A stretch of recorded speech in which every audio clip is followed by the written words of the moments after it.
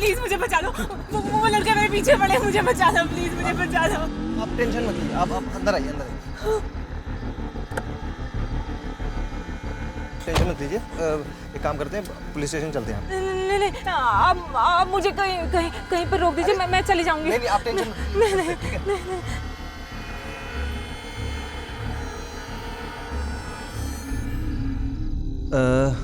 अच्छा मेरे पास अभी क्या है कि कैश ख़त्म हो गया है, ठीक है? तो अभी मैं एटीएम से निकाल के लाता हूँ, ठीक है?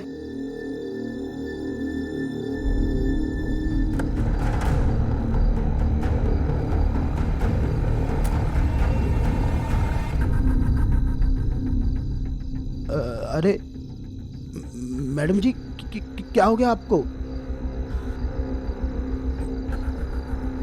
कुछ मदद करूं आपकी? अरे मैडम कुछ तो बोलिए। अरे तुम यहाँ क्यों आ गई? मैं यहाँ से चली जाऊंगी, मेरा घर पास में ही है। अरे ऐसे कैसे चली जाओगी? तुम्हें इतनी चोट आई हुई है। भाई साहब आसपास में कहीं मेडिकल स्टोर है क्या? हाँ जी, ये 4 गली छोड़ के 5वीं गली है ना, वहाँ से लेफ्ट मार दीजिए। राइट हैंड साइड में ही एक मेडिकल है जो 24 घंटे खुला रहता है। अच्छा ठीक है, ठीक है, चलिए, थैंक यू।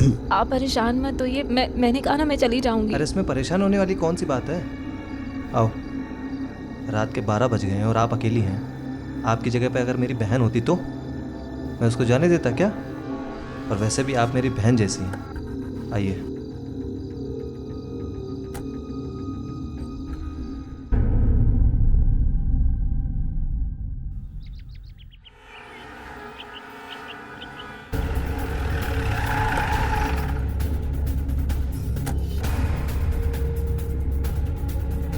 अरे पीछे हटिए।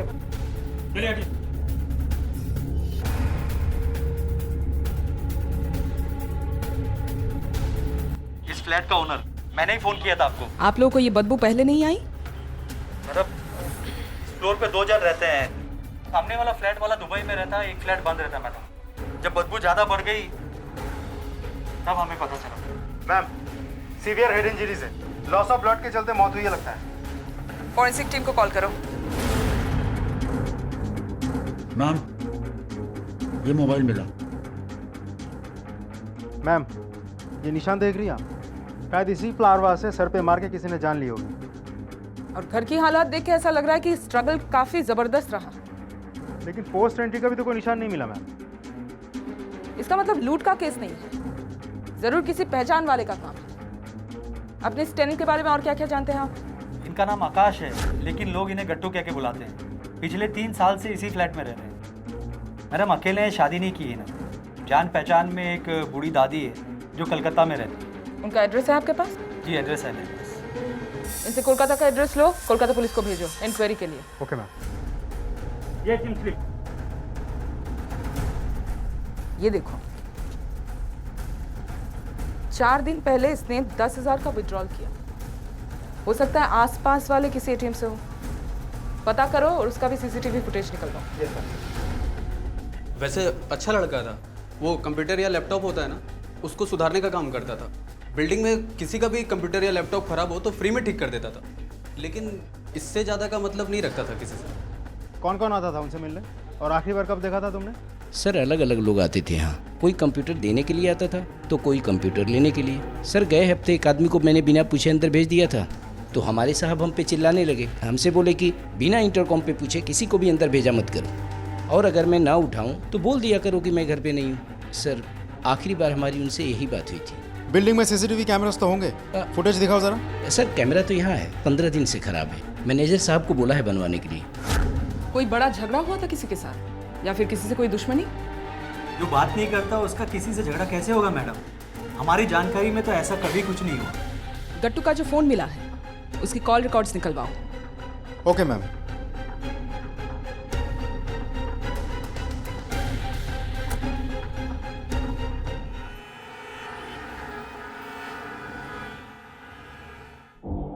मैम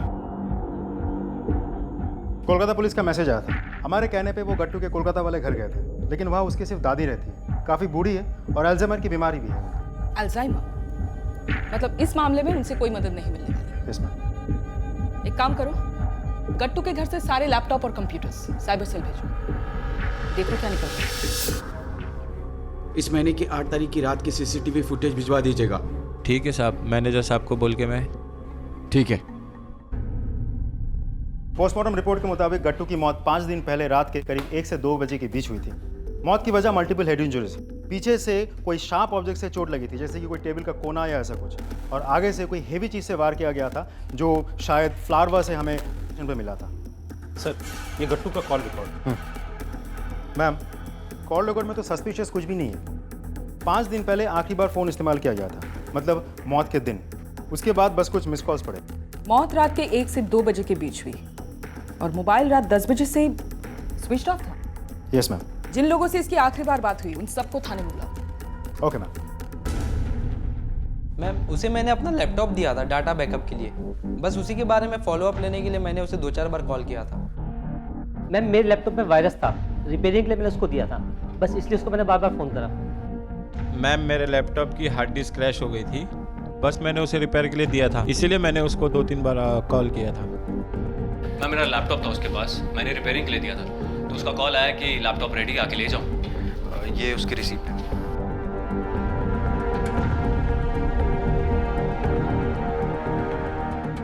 जा सकते हो, नजर रखो इस पर। लेकिन मैम, सिर्फ इसी पे नज़र क्यों? इससे पहले भी हमने जितने भी लोगों से पूछताछ की, सब गट्टू के कस्टमर्स ही थे और सभी ने वही जवाब दिया जो इसने दिया। तो फिर सभी ने एक से जवाब दिए, सिर्फ यही है जो अपने साथ सबूत लिए घूम रहा है, लैपटॉप की रसीद। इसका इतना एक्स्ट्रा कॉन्शियस होने के पीछे कोई ना कोई वजह तो जरूर है। गट्टू नाम के जिस शख्स का कत्ल हुआ था, ये वही शख्स था जिसने 4 दिन पहले आधी रात में एक अनजान और अकेली लड़की की गुंडों से बचाने में मदद की थी। पुलिस अब तक उस लड़की के बारे में कुछ नहीं जानती थी, मगर गट्टू का कत्ल लगभग उसी वक्त हुआ था जब ये लड़की उससे मिली थी। तो कहीं ऐसा तो नहीं था कि जिन गुंडों से गट्टू ने उस लड़की को बचाने में मदद की थी, उन्हीं गुंडों ने गट्टू का कत्ल कर दिया था? और अगर ऐसा था तो फिर वो लड़की इस वक्त कहाँ थी? क्या वो गुंडे उस लड़की को उठाकर ले गए थे, या फिर वो लड़की ही कातिल थी और गट्टू का कत्ल करके फरार हो चुकी थी? ये कुछ सवाल थे जो आने वाले वक्त में पुलिस की नींद उड़ा देने वाले थे। मैम, अभी तक जितनी भी इंफॉर्मेशन हमारे हाथ लगी है, उससे तो ये लगता है कि गट्टू बहुत शरीफ आदमी था। उसकी जान कोई भला क्यों लेगा? रावत, कोई बदमाश है तो इसका मतलब ये नहीं कभी कोई शराफत का काम कर ही नहीं सकता। ठीक उसी तरह कोई शरीफ है तो जरूरी नहीं कि कभी कोई बदमाशी की ही नहीं होगी। इस गट्टू के केस में भी कुछ ऐसा है जो उसके शराफत से मैच नहीं खाता। हमें उसी का पता लगाना है। मैडम, गट्टू जिस एटीएम से पैसा निकाला है, ये रही उसकी सीसीटीवी फुटेज। अंदर लेके आइए। ये लड़की कौन है? गट्टू से बात कर रही है? रावत, मर्डर रात के 1 से 2 बजे के बीच हुई और ये फुटेज है रात के 12 बजे की। हो सकता है यही वो लड़की हो जिसने इसको आखिरी बार जिंदा देखा हो, या फिर हो सकता है इसी ने इसको मारा हो। इस फुटेज से इसकी फोटो निकलवाओ और पता करो उसके बारे में। और ये एटीएम का गार्ड थाने में बुलाओ उसको। जी मैडम, वो दोनों तकरीबन 12 बजे आए थे और वो मैडम के हाथ में चोट भी लगी थी और कपड़े भी फटे हुए थे। वो लोग कुछ बातें कर रहे थे क्या? कुछ सुना तुमने? मैडम, कुछ खास तो नहीं, पर हाँ मेडिकल स्टोर के बारे में पूछ रहे थे। भाई साहब, आसपास में कोई मेडिकल स्टोर है क्या? जी। Medical store? जी मैडम। ठीक है, तुम जा सकते हो। जी मैडम। रात को 12 बजे मेडिकल स्टोर? रावत, पता लगाओ उस एरिया में ऐसे कितने मेडिकल स्टोर्स हैं जो पूरी रात या फिर इतनी रात तक खुले रहते हैं।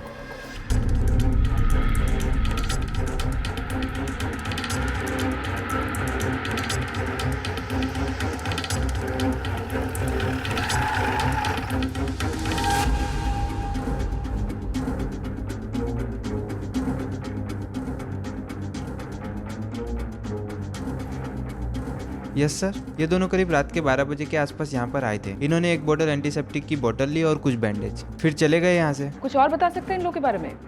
कोई बातचीत हुई आपस में या आपसे? नहीं मैम, ऐसा तो कुछ नहीं था। पर हाँ मैम, उन मैडम ने किसी को फ़ोन करने के लिए सर का फ़ोन मांगा था। मुझे अपना फ़ोन दीजिए ना, मेरे को एक फ़ोन करना है। हाँ, फ़ोन मेरा स्विच ऑफ हो गया है। भाई साहब, आपका फ़ोन मिल सकता है? मुझे एक फ़ोन करना है। नंबर देखो ज़रा।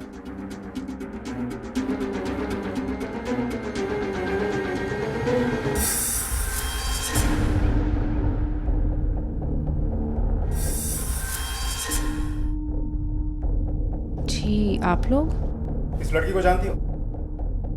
जी नहीं सर, पर हुआ क्या है? 8 तारीख को रात 12 बजे के आसपास इस लड़के ने तुम्हें कॉल किया था। तुमने वो कॉल रिसीव भी किया था, तो जाहिर सी बात है तुम जानती हो इसको। अब सवाल यह है कि झूठ क्यों बोल रही हो? क्या हुआ लक्ष्मी, कौन है?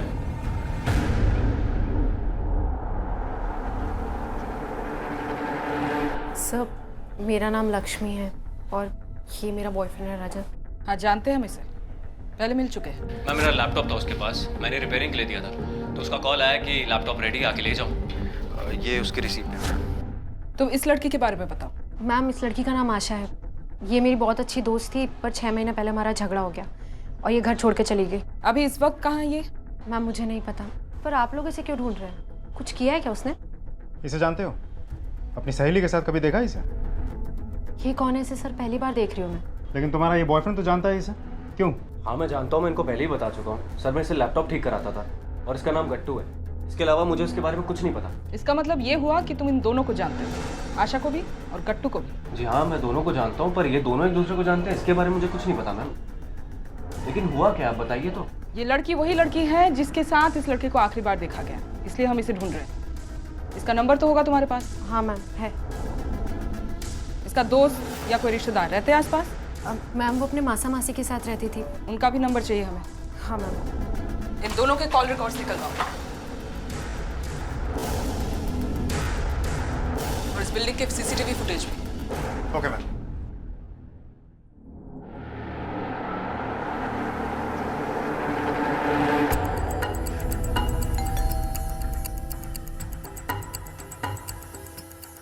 आशा यहीं रहती है? जी हाँ। कहाँ है? क्यों, क्या किया उसने? अंदर आके बात करें? हाँ हाँ आइए ना। ये लोग कौन है? ये आशा के माता पिता हैं और ये उनका भाई है। आज ही आए हैं मिरर से आशा को ढूंढने के लिए। ढूंढने के लिए? जी मैडम, 4-5 दिन से हमारी बेटी का कुछ पता नहीं लग रहा। हम लोगों ने फ़ोन किया उसे, लेकिन वो फ़ोन उठा ही नहीं रही है। पहले बेल बज रही थी, लेकिन अब तो बेल भी बंद आ रही है। हम सब लोगों से यहाँ उसका पता लगाने के लिए आए हैं। 4 दिन से आपकी बेटी गायब है, अभी तक आपने पुलिस में रिपोर्ट नहीं करवाई? लड़की का मामला है मैडम, हम नहीं चाहते थे कि बदनामी हो, इसलिए सोचा कि हम खुद ही तलाश कर लेते पहले। आखिरी बार 5 दिन पहले ही बात हुई थी बिटिया से। मैडम पढ़ने के लिए भेजा था हमने उसे यहाँ। दिन में कॉलेज जाती थी और रात को कॉल सेंटर में नौकरी भी करती थी। मैं और पापा तो तैयार ही नहीं थे, लेकिन माँ की जिद की वजह से हमें उसे भेजना पड़ा। हमने शर्त रखी थी कि वो यहाँ मौसा जी के घर पे ही रहेगी, इसलिए वो यहीं रह रही थी। आखिरी बार घर से कब निकली थी? 4 दिन पहले वो बोल रही थी कि उसे ऑफिस में बहुत सारा काम है, तो थोड़ा देर हो जाएगी। उसने कहा वहीं उसकी सहेली के पास रहेगी करके। और तूने हाँ कह दिया? तेरी जिम्मेदारी पर भेजा था उसे यहाँ पे हमने। इसे पहचानते हैं आप लोग? नहीं हम नहीं जानते साहब। कई बार लक्ष्मी का नाम सुना है उसके मुंह से। बोल रही थी कि उसकी सहेली है, इसके अलावा कोई और नाम उसके मुंह से कभी सुना नहीं।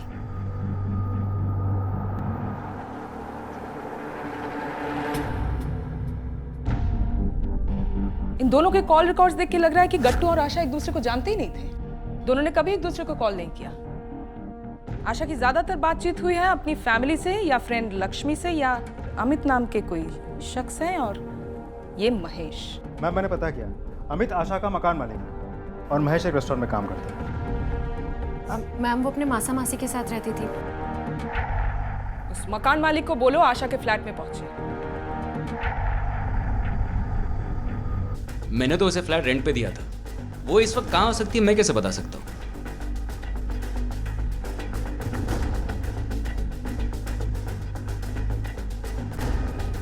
क्या है ये सब?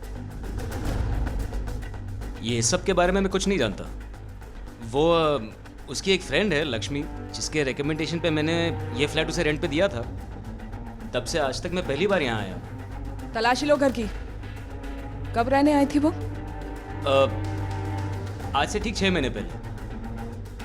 वो सिर्फ तुम्हारी टेनेंट थी? जी। उसकी कॉल रिकॉर्ड्स तो बता रही है कि काफी बातचीत हुआ करती थी तुम दोनों के बीच। मैम वो रेंट देने में बहुत परेशान करती थी, इसलिए उसे बार बार फोन करना पड़ता था। मैम, ये मोबाइल मिला है।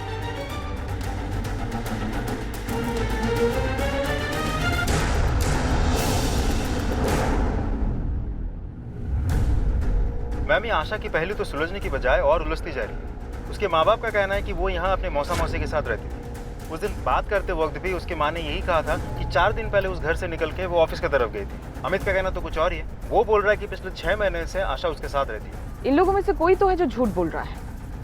हमें पता लगाना है कि कौन बोल रहा है और क्यों बोल रहा है।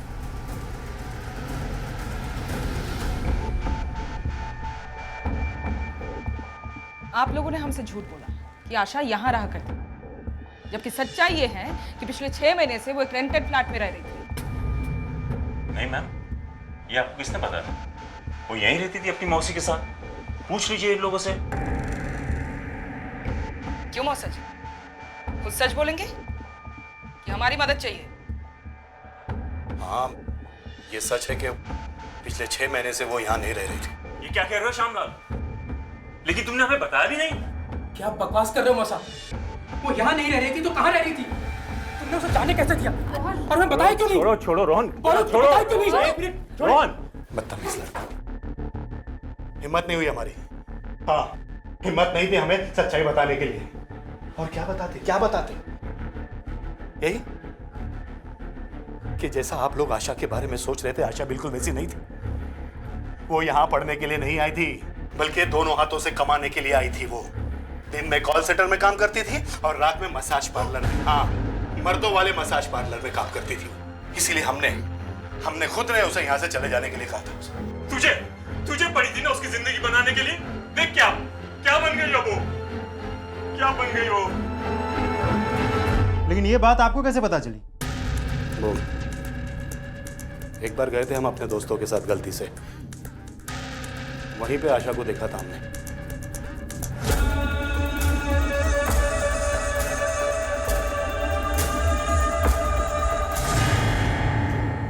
मौसा जी आप? आशा, मसाज पार्लर में काम करना कौन सी बुरी बात है? मैडम, हमारे घर की लड़कियां ये सब नहीं करती। हम लोग गलत समझते हैं इसे, इसीलिए हमने उसे कई बार समझाया कि आशा ये नौकरी छोड़ दे, लेकिन वो नहीं मानी। उसे पैसे कमाने का चस्का लगा हुआ था, अपनी जिद पे अड़ी थी। दोनों हाथों से पैसा जो कमाना था उसको, एक नहीं सुनती थी हमारी वो। इसीलिए हमने तंग आकर उसे ये कहा कि तू यहाँ से चली जाए बस। झूठ बोल रहे हो तुम। हमारी आशा ऐसी थी ही नहीं। अगर ये बात सच है तो मैं उसका गला दबा दूंगा, लेकिन अगर ये बात झूठ निकली ना। होठ अगर अपने सिक्के में हो ना तो दूसरों को कोसा नहीं करते बेटा। बात सिर्फ इतनी सी नहीं है। शायद उसका चक्कर चल रहा था किसी महेश नाम के लड़के के साथ। वो घंटों उसके साथ बात किया करती थी। महेश?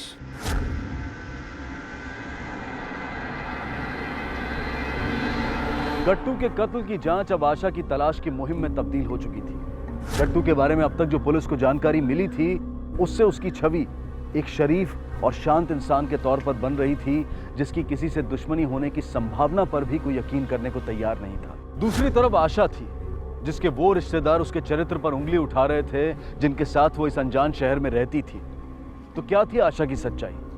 क्या वो वाकई एक चरित्रहीन और लालची लड़की थी, जैसा कि उसके मौसी और मौसा दावा कर रहे थे, या फिर वो एक छोटे शहर की सीधी सादी लड़की थी जो इस महानगर में किसी की साजिश का शिकार हो गई थी? और वो कौन सी कड़ी है जो गट्टू और आशा को एक दूसरे से जोड़ती है?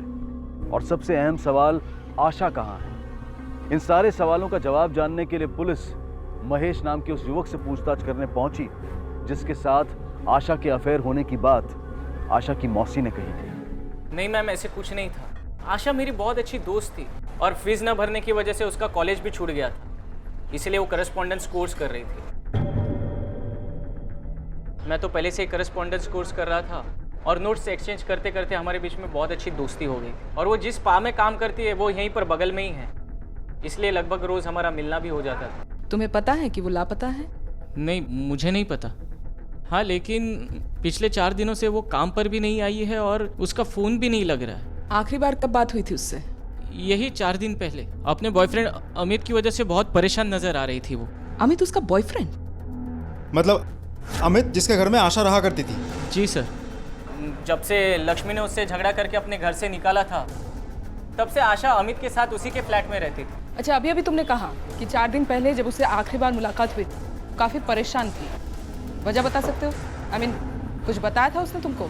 नहीं, कुछ बताया तो नहीं। हाँ, लेकिन महेश, क्या मुझे 10,000 रुपए मिल सकते हैं? तू क्या बात कर रही है? नहीं, मतलब मेरी हालत जानती है ना, मेरे पास कहाँ से आएंगे इतने पैसे? सबसे पहले ये बता, तू इतनी परेशान क्यों है? क्या हुआ है?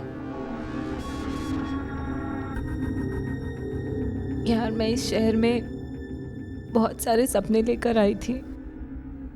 मेरे सारे सपने टूट गए। इससे अच्छा तो मैं अपने शहर में होती, अपने घर पर। मैं गलत हो सकता हूँ, लेकिन शायद आशा प्रेग्नेंट थी। पहले ये बता कि क्या सरकारी अस्पताल में अबॉर्शन होता है?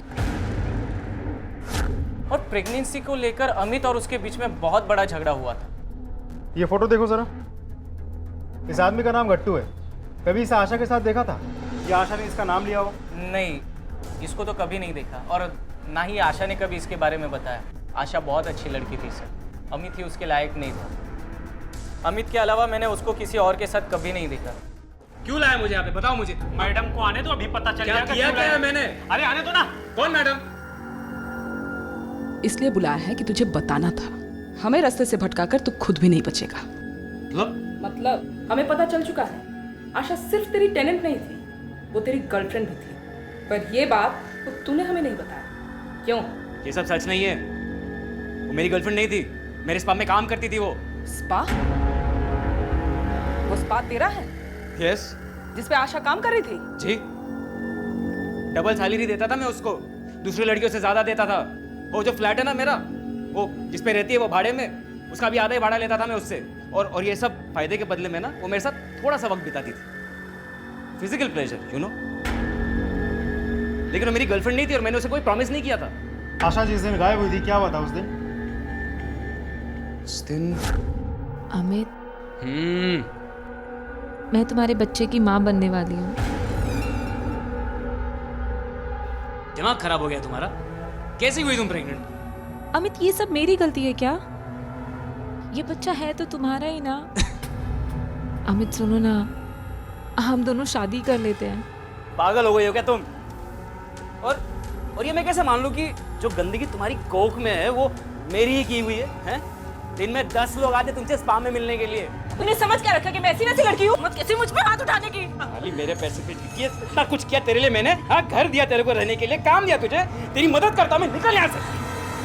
बस उसी वक्त मैंने उसको घर से निकाल दिया। उसके बाद कहाँ गई, क्या हुआ, मुझे नहीं पता। ये सारी बातें उस दिन क्यों नहीं पता हमें? क्योंकि मुझे आप लोगों के चक्कर में नहीं पड़ना था। मेरी बीवी है, बच्चे हैं, शरीफ आदमी हूँ मैं। अगर मुझे पता चला ना आशा के गायब होने के पीछे तेरा जरा भी हाथ है, तो तेरी बीवी और बच्चे नहीं, पूरी दुनिया के सामने तेरी शराफत का नकाब उतारूंगी। याद रखना।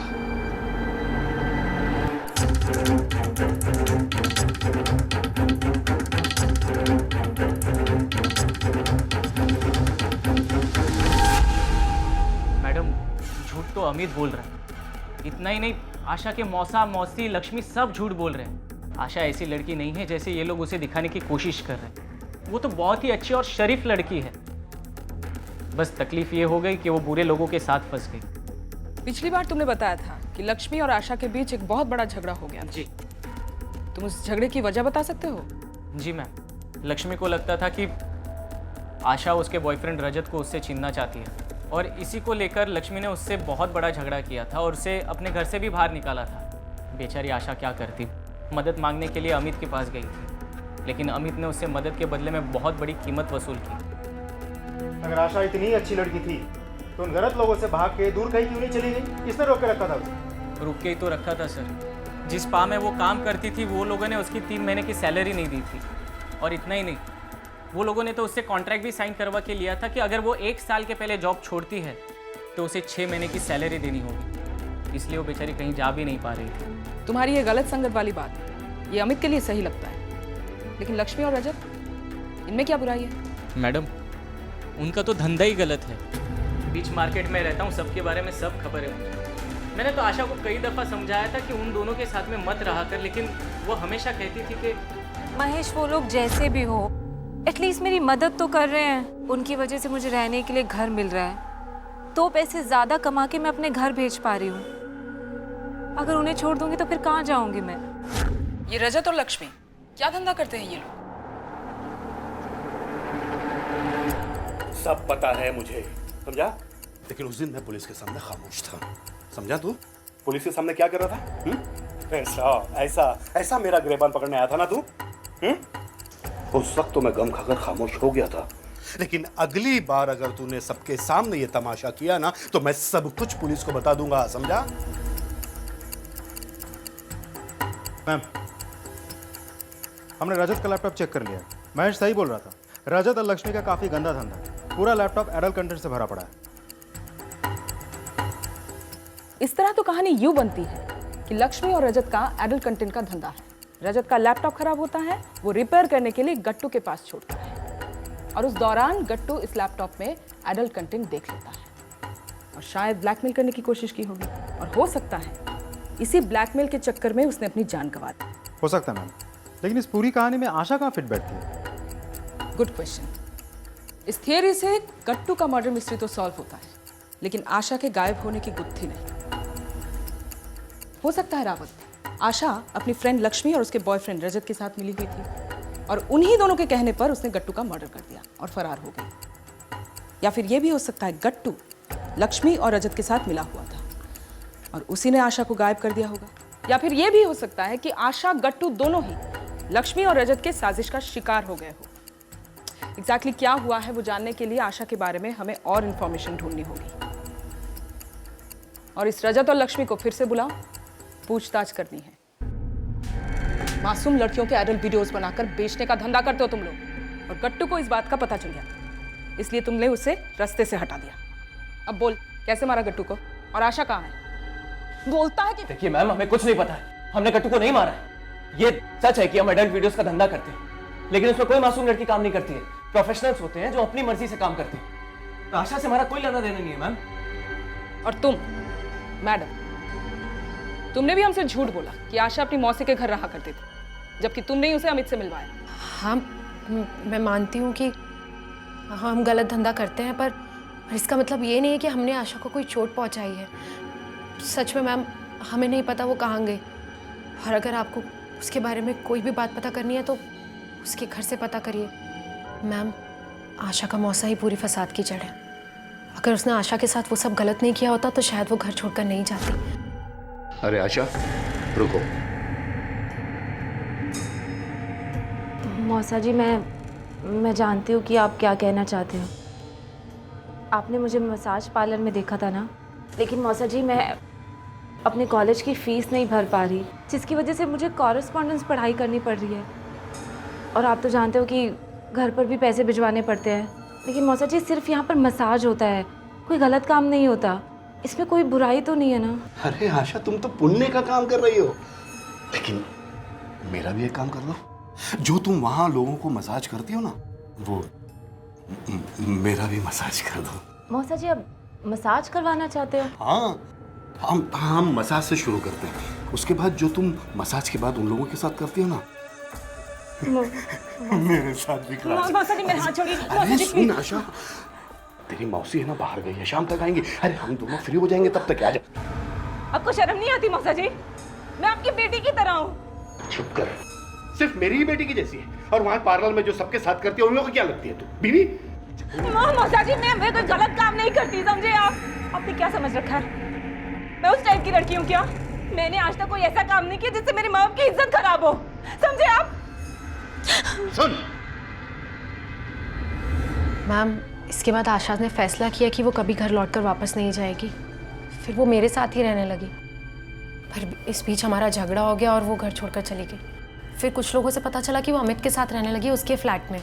इस पूरी कहानी में गट्टू कहाँ फिट बैठता है? उसके मर्डर वाले दिन आशा उसके साथ क्या कर रही थी? मैम, इस बारे में हम कुछ नहीं जानते, बल्कि आशा ने इस आदमी का नाम कभी हमारे सामने लिया ही नहीं। और अमित, आशा का उसके साथ क्या रिश्ता था? हाँ, अमित तो एक नंबर का याश आदमी है, मेरी गलती है। मैंने ही आशा को उससे मिलवाया था क्योंकि आशा को काम की सख्त ज़रूरत थी। पर उसे वार्न भी किया था साथ में कि अमित से थोड़ा दूर ही रहे, पर अमित के चंगुल में फंस गई वो। उसने उसे प्यार का झूठा नाटक किया और ये भी नहीं जानती थी कि वो उसका इस्तेमाल कर रहा है, और जब तक पता चला वो उसकी मजबूरी बन चुका था मैम। बस फिर वो उससे दूर भी नहीं जा सकती थी। मजबूरी? कैसी मजबूरी? मैम, घर खर्च चलाने के लिए आशा को पैसों की ज़रूरत थी, और इसके अलावा उसे अपने घर भी पैसे भेजने पड़ते थे अपने माँ बाप को, 30,000 रुपये। और मैम इतना पैसा आज के वक्त कोई कहाँ से कमाएगा, तो इसलिए उसे इस पा में ही काम करना पड़ता था अमित के। अच्छा एक बात बताओ, आशा से आखिरी बार कब मिले थे तुम दोनों? मैम, लक्ष्मी की उससे लड़ाई होने के बाद मैं तो उससे कभी नहीं मिला। और मैं तो मैम उसी दिन से उससे नहीं मिली। हाँ, उसके बारे में आसपास से खबर मिलती रहती थी, पर उससे मिलने कभी नहीं गई। झूठ बोल रहे हो तुम दोनों। हमारे पास सबूत है। ये तुम्हारी बिल्डिंग का सीसीटीवी फुटेज है जहाँ पे आशा दिख रही। वो वहाँ आई थी और बदहवास हालत में वहाँ से निकल के चली गई। क्या किया था उसके साथ? पर मैम ऐसे कैसे हो सकता है? उस दिन तो अपनी फ्रेंड की बर्थडे में गई थी मैं, और काफ़ी देर से लौट कर आई थी। पर रजत तुम तो घर पे थे ना, बोलो। हाँ वो मैम,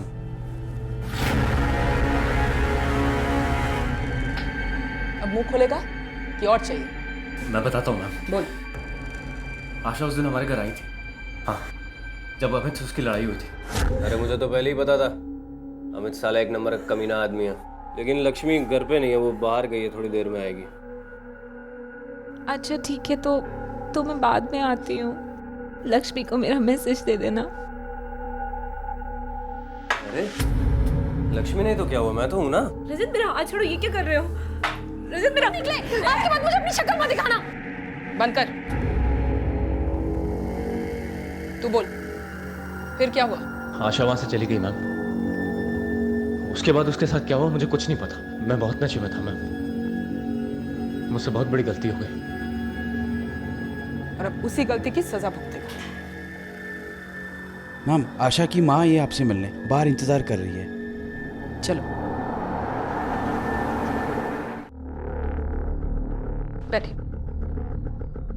मैडम, मेरी आशा के बारे में कुछ पता चला? फिलहाल तो नहीं, पर बहुत जल्द हम उसे ढूंढ निकालेंगे, पूरी उम्मीद है हमें। एक बात पूछनी थी आपसे, आपका पति रिटायर्ड है, बेटा कुछ करता नहीं, घर कैसे चलता है आपका? मेरे पति की पेंशन से। वैसे 10,000 रुपये महीना तो आशा भी भेजती थी, जैसे तैसे करके हम लोग अपना गुजर बसर कर लेते थे। लेकिन आप क्यों पूछ रही हैं मैडम ये सब? नहीं कुछ खास नहीं, बस ऐसे ही। चलिए आपके घर चलते हैं, आपके घर वालों से कुछ पूछताछ करनी है। मैडम ये सब क्या हो रहा है? इस आदमी ने आपकी बेटी के साथ जबरदस्ती करने की कोशिश की। ये क्या कह रही है? वही जो सच है, इसी वजह से आशा इनका घर छोड़कर चली गई थी। तूने मेरी बहन जैसी थी श्यामलाल।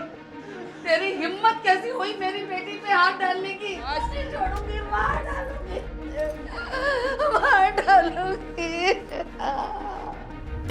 ये आशा का भाई रोहन काफी अग्रेसिव है। Yes ma'am. जिस तरह की लाइफ आशा जी रही थी, ऐसे मसाज पार्लर में काम करना, शादीशुदा आदमी के साथ अफेयर और उससे ही प्रेग्नेंट हो जाना, तुम्हें क्या लगता है अगर उसके भाई रोहन को पता चल गया होता तो वो क्या करता?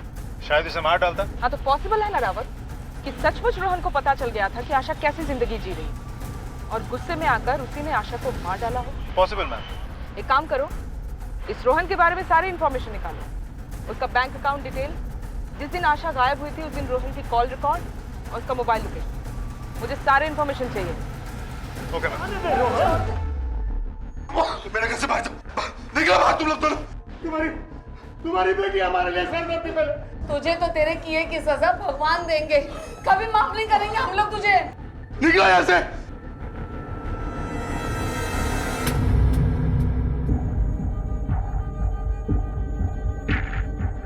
मैम, रोहन के कॉल डिटेल्स।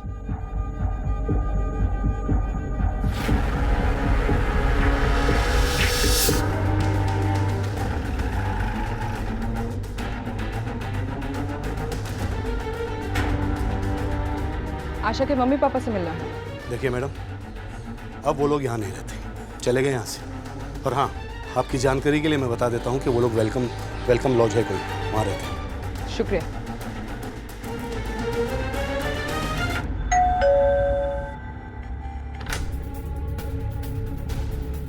जी आप लोग आशा की कुछ खबर मिली? उसी की खबर लेने आई हूँ। रोहन कहाँ है? जी यहाँ है। आशा कहाँ है? ये पता लगाना आपका काम है, मुझसे क्यों पूछ रहे हैं? तुझे अपने जुर्म कबूल करने का एक मौका देने के लिए, पर ऐसे तो तू कबूल करेगा नहीं। ले जाइए। मुझे कहाँ ले जा रहा है? अरे मैंने क्या किया? मैडम रोहन क्यों कहाँ ले जा रही है? मैडम रोहन आशा के बारे में कुछ नहीं जानता। हमने उसे अरेस्ट नहीं किया, सिर्फ पूछताछ के लिए ले जा रहे हैं। अगर उसने कुछ नहीं किया तो उसे कुछ नहीं होगा। मुझे यहाँ क्यों लाया गया है? आखिर मैंने किया क्या है? ये किया है, ये देख तेरा बैंक अकाउंट स्टेटमेंट, जो ये दिखा रहा है कि आशा हर महीने तेरे अकाउंट में 30,000 रुपए करके डाला करती थी, जिसमें से सिर्फ 10,000 निकाल के तू अपने माँ बाप को दिया करता था, बाकी का 20,000 खुद खा जाता था। और क्या क्या घपला किया तूने? सॉरी सर, मुझसे गलती हो गई। मुझे पैसों का लालच आ गया था, लेकिन प्लीज मेरे मम्मी पापा को ये बात मत बताइएगा। सच बता, आशा कहाँ है? क्या किया तूने उसके साथ? मैंने कुछ नहीं किया, वो मेरी बहन है, मैं उसके साथ ऐसा कुछ क्यों करूंगा?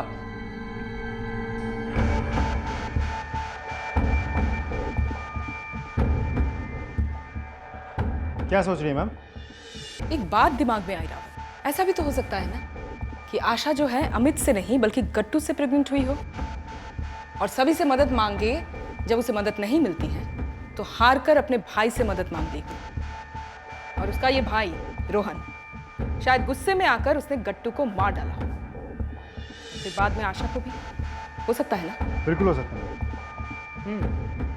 आशा की पूरी फैमिली की कॉल रिकॉर्ड्स निकलवाओ।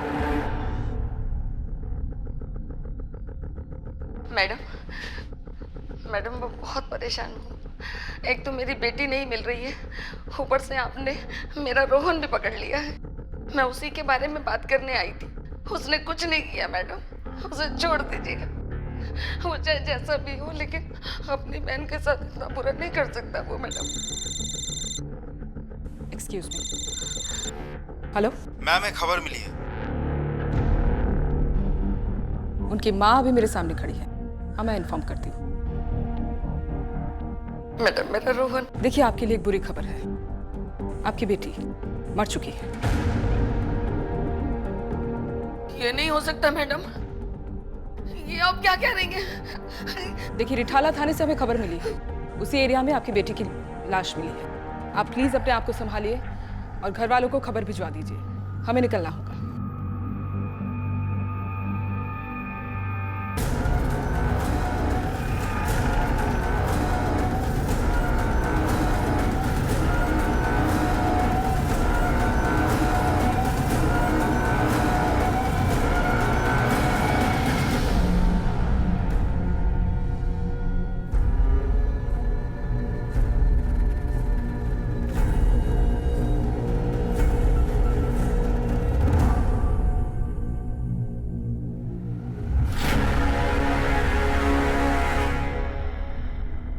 आप लोग यहाँ? आप सोच रही होंगी कि हम यहाँ कैसे, राइट? जब हम रोहन को थाने ले गए थे पूछताछ के लिए, तो आपने बहुत यकीन के साथ कहा था कि रोहन को पता नहीं आशा कहाँ है, और आपने अपनी यकीन की वजह भी बताई थी, पर पता नहीं क्यों वो बात मेरी गले नहीं उतरी।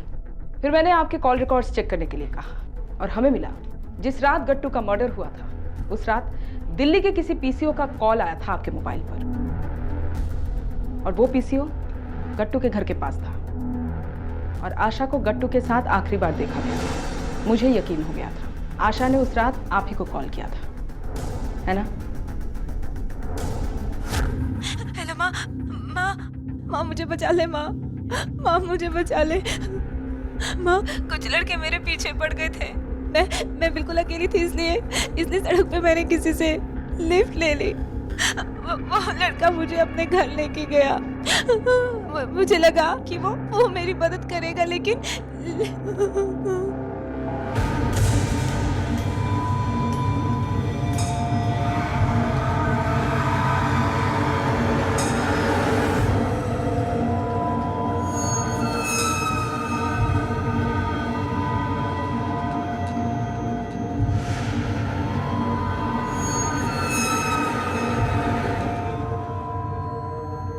ये क्या कर रहे हो तुम?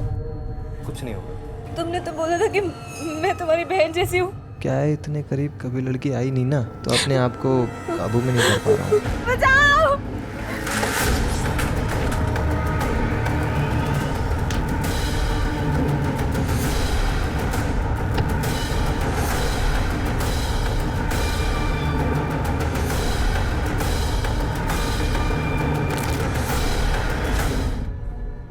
आप उसी वक्त मेरठ से दिल्ली आ गई। उसके बाद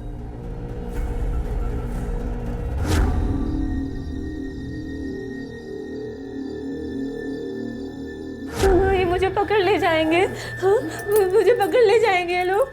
नहीं बेटा, नहीं, नहीं, पकड़ के लेके जाएंगे ये लोग। कुछ नहीं, पकड़ के ले जाएंगे। माँ है ना तेरे साथ। हाँ?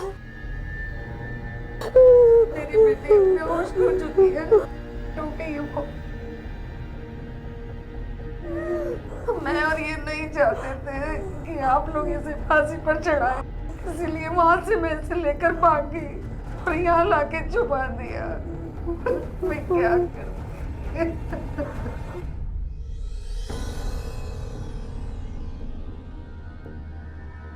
कातिल को छुपाने और पुलिस को गुमराह करने के जुर्म में आपको गिरफ्तार किया जाता है। रावत, कोर्ट से ऑर्डर निकालकर आशा को मेंटल हॉस्पिटल भेजने का इंतजाम करो।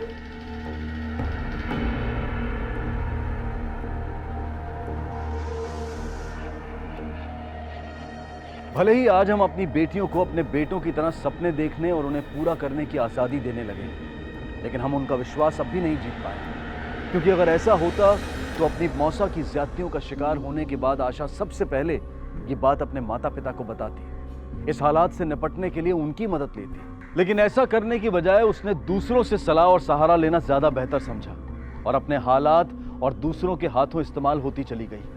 अगर उसके माता पिता ने आज़ादी के साथ साथ उसे अपना विश्वास भी दिया होता तो शायद उसके साथ ये सब ना होता जो हुआ। लेकिन ऐसा नहीं है कि इस सारे मामले में पूरी गलती सिर्फ आशा के माता पिता की है। कुछ जिम्मेदारी आशा पर भी जाती है और उसकी गलती है ना कह पाना। अगर उसने अमित, रजत और लक्ष्मी के साथ और उनकी दोस्ती को ना कहते हुए अच्छे दोस्तों की तलाश की होती तो ऐसा हो ही नहीं सकता था कि उसे वो अच्छे दोस्त नहीं मिलते।